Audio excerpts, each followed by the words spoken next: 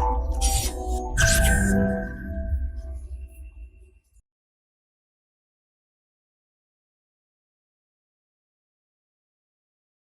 friends, this is Vishakha Daga coming up with the next round of Bus 5 Minute, where in 5 minutes we talk about very important news.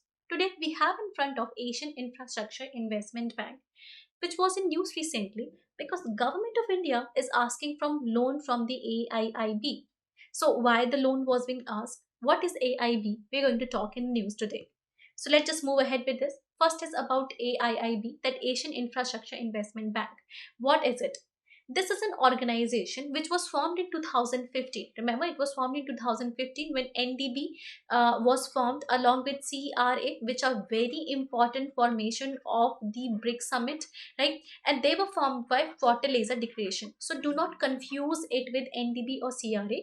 It is not the part of Fortaleza, though it is very much linked to the BRICS countries, although not exactly like that.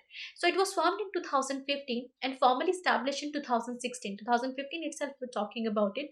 Its headquarter is in Beijing, China, and it is a regional development bank actually focused on improving the social and economic outcomes in Asia. This is its main focus, that it wants the Asian development.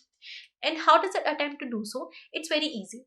It want the Asia's development, and it is focusing on mainly connectivity through infrastructure and connectivity of people. Just keep that in mind. Connectivity through infrastructure and connectivity of people, and by which it is attempting to bring productivity. It also attempt to, so it is bringing attemptivity and attempt to invest in productive sector, right? This is what you'll keep in mind. This diagram is very important. Asian Infrastructure Investment Bank is basically attempted to bring the development of Asia, as the name suggests.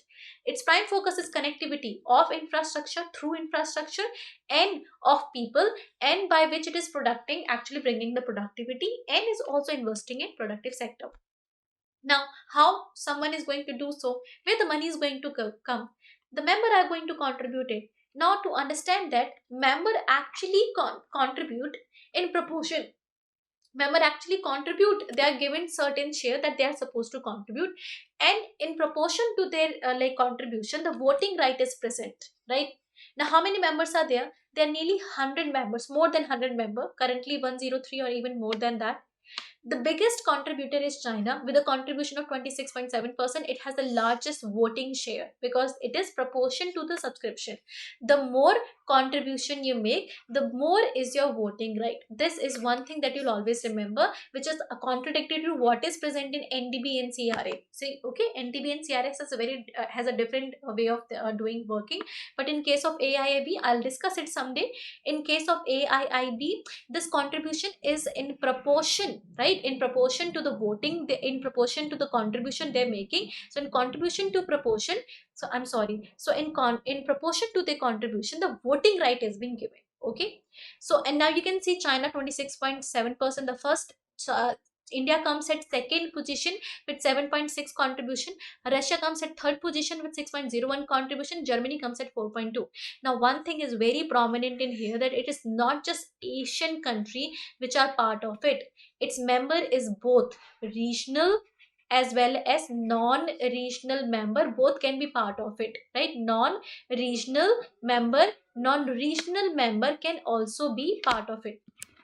Okay, now just keep here in mind that India is a founding member. India is a founding member of AIIB, with 56 other members. So in total, 56 founding members were there, and they were also part of. They were also the part of ADB and World Bank. So those who are part of ADB and World Bank are generally the part of AIIB.